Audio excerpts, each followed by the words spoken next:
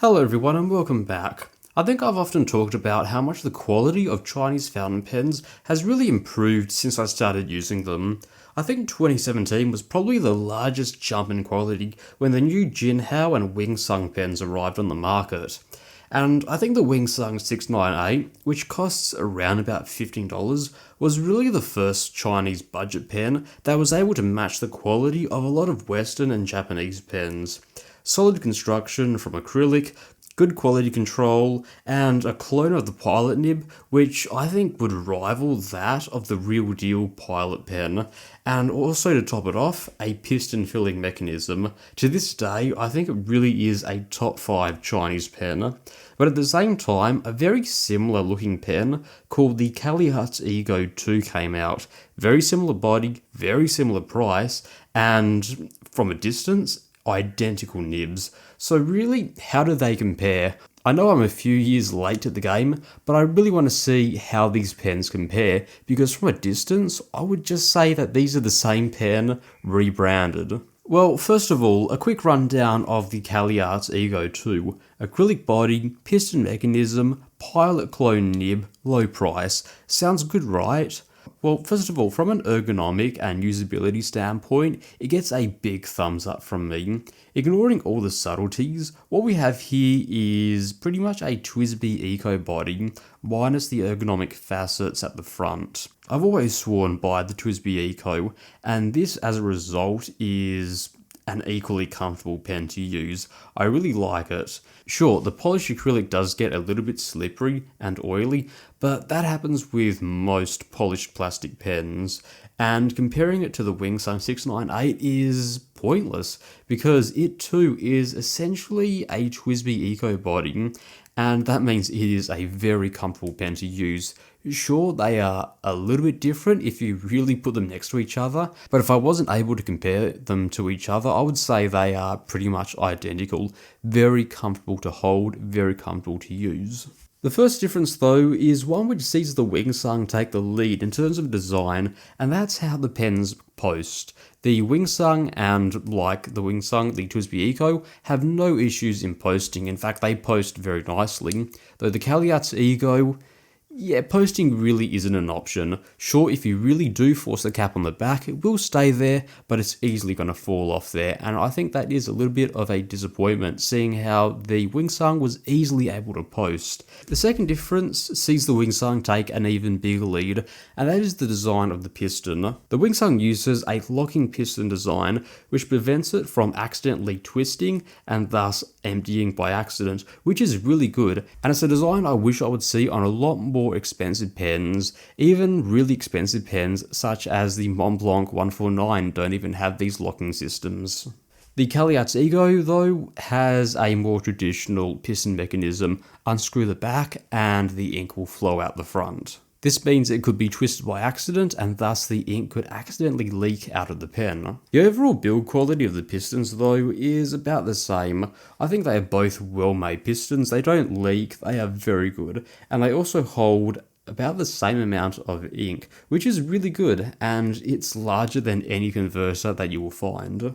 Another thing I'll point out though is the Wingsung's piston is a simple screw-in mechanism, making it really easy to remove, though if you forget to unlock the piston mechanism, you will end up unscrewing the piston mechanism, which is a positive and a negative.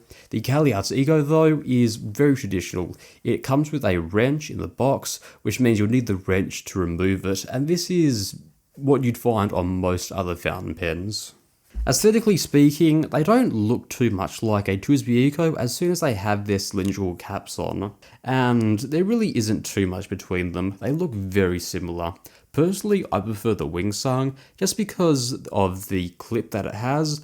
I really don't like the clip that the Caliarts Ego has on, and as well as that, I'm not a huge fan of the washed out colour in the plastic, but really, this is a pen that has function over aesthetics, so I really don't mind the aesthetics of either pen. Now let's talk about the nibs. 2017 saw a slew of pens come out with these pilot clone nibs, and from what I've seen from the 4 different knockoffs that I've used from different brands, they all have different nibs and they differ wildly from each other, and they differ wildly from the real deal pilot pen.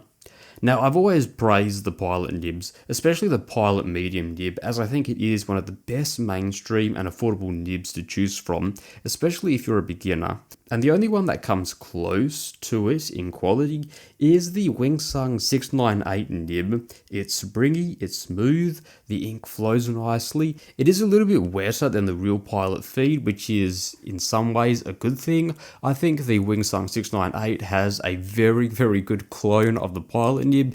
It's a very good nib. I enjoy writing with it, and it's for that reason that it was for a period of time an everyday writer with me. And as a side note, the pilot nibs found on the Wingsung 3001 and 3003 are not going to be the same as the one found on the Wingsung 698. They tend to be much scratchier, much softer, and can easily railroad.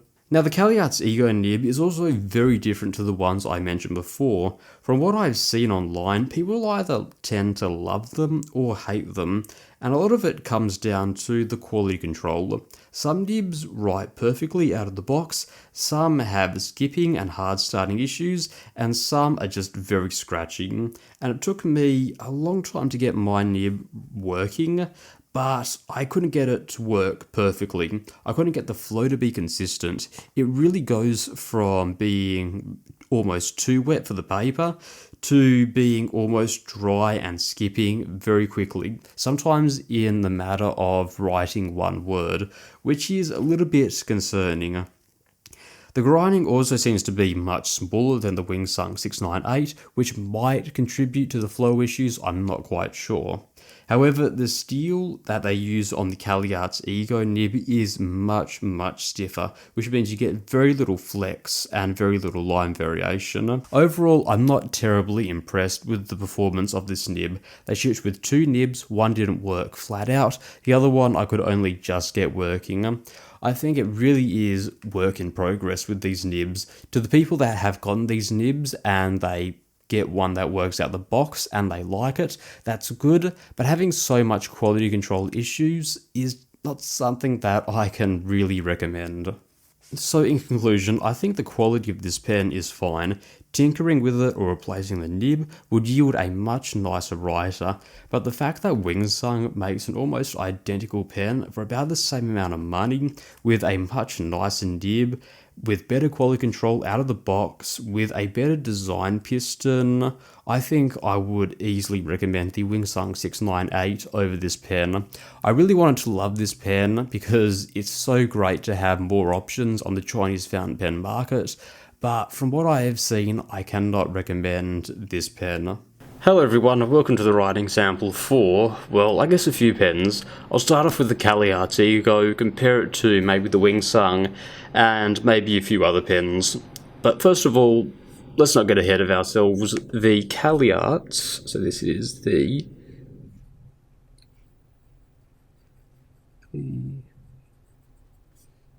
Ego, this is the 2 with, I believe, the fine nib on it, so that makes it a 0.5mm, and already we were getting off to not the best of starts. Over here in the corner, the flow is very wet, and then it really quickly trails off into being almost skipping right here, so it doesn't bode very well. Ink, as always, is Robert Oster's Australian Sky Blue, at least in recent videos. So, quick writing sample.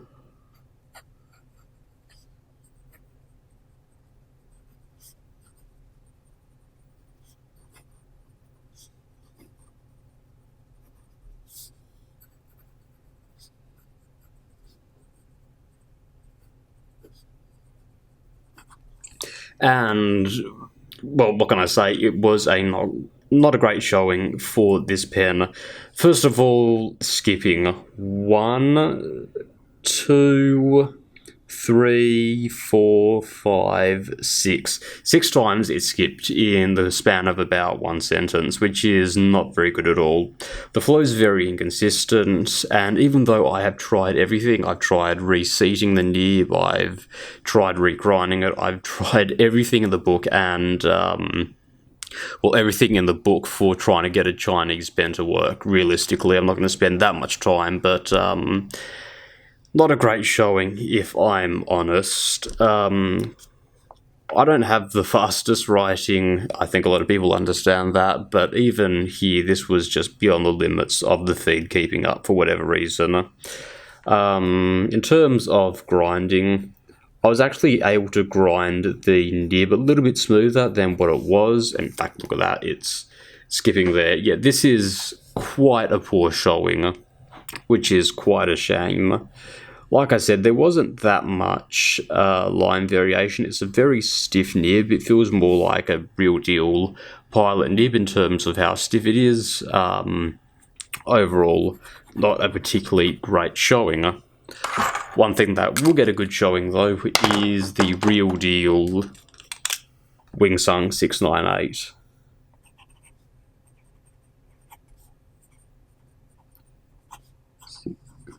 Already the flow is much better.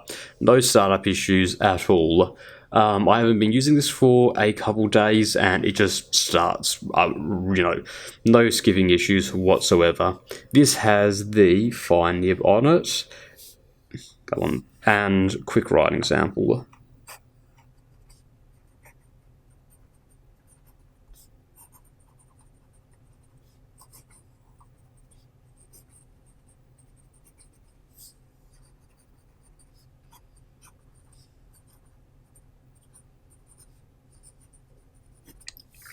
And as you can see, it is clearly night and day.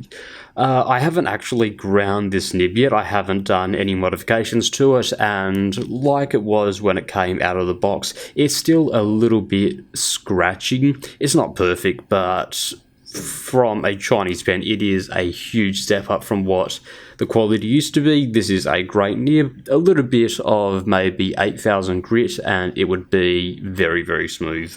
But no skipping whatsoever, very nice, flow was consistent, what can I say, a very great showing. There's not much line variation in terms of the grinding, but you can actually push the nib. You will get a little bit of railroading effect. It doesn't look very good, but you can push it if you flood the feed. I'm just putting a bit more ink in the feed.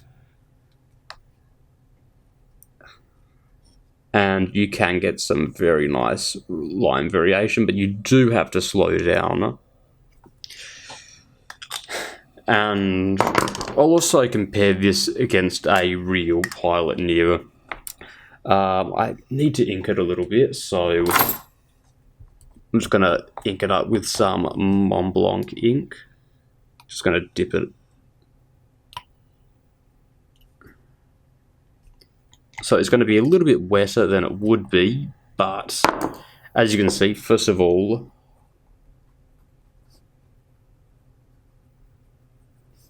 I don't know if you can hear anything. I hope you can't, because there is no scratch whatsoever. Both these nibs have a little bit of scratch in them. The Pilot medium nib, the Ultimate medium nib, there's no scratch whatsoever. It is a very well-grounded nib.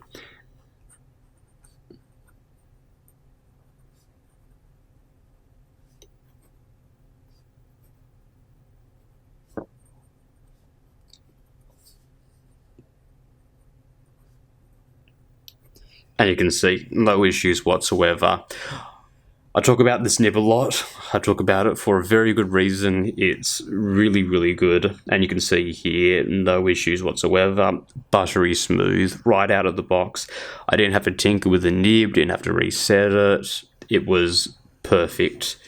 There's a little bit of bounce in the nib, not that much line variation, but it is just perfect. But this one here, the Wingsung 698, it is close. It is a close contender for $15, which is very similar price to the Pilot Kakuno. I think it is very good, and you get a piston, so I'd rate this one as number 1, number 2, and this is just a very lonely 3.